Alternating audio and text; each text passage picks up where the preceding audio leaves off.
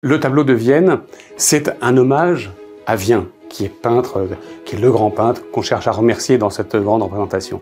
Et là, l'idée de Marie-Gabrielle Capet, c'est d'en faire un tableau beaucoup plus intimiste, où elle se représente elle-même, mais elle sait très bien qu'elle ne serait rien sans ses deux amis, sans Adélaïde Labille-Guiard et sans François-André Vincent. Donc elle les inclut à son autoportrait, comme si elle ne faisait non pas qu'une, mais que trois.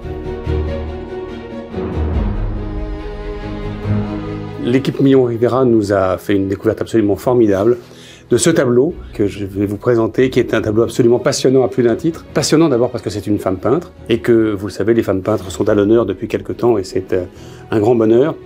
Passionnant parce que c'est la reprise d'un tableau qui est un grand tableau connu, daté 1808, qui a été exposé au Salon et qui est aujourd'hui à la Pinacothèque de Munich. Et passionnant parce que c'est en fait un autoportrait, mais qui est plus qu'un autoportrait. C'est un autoportrait un petit peu atypique.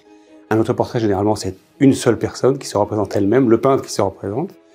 Et là, le peintre se représente, elle est ici, Marie-Gabrielle Capet, puisque c'est d'elle dont il s'agit. Elle est ici avec celle qui a été son maître et son amie de toujours.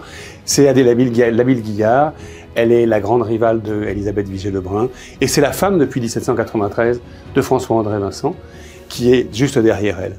Dans le tableau de Munich, qui est un grand tableau, qui est à peu près 2 fois et demi ce tableau-là en largeur et un petit peu plus en hauteur, il y a sur la droite, eh bien, le sujet qu'est en train de peindre Adélaïde Labille-Guiard, c'est-à-dire le sénateur Vien. Joseph-Marie Vien, c'est le grand réformateur de la peinture française, celui qui va former David, celui qui va donner le goût du néoclassicisme et qui va repousser un petit peu toutes les frivolités du monde de Fragonard.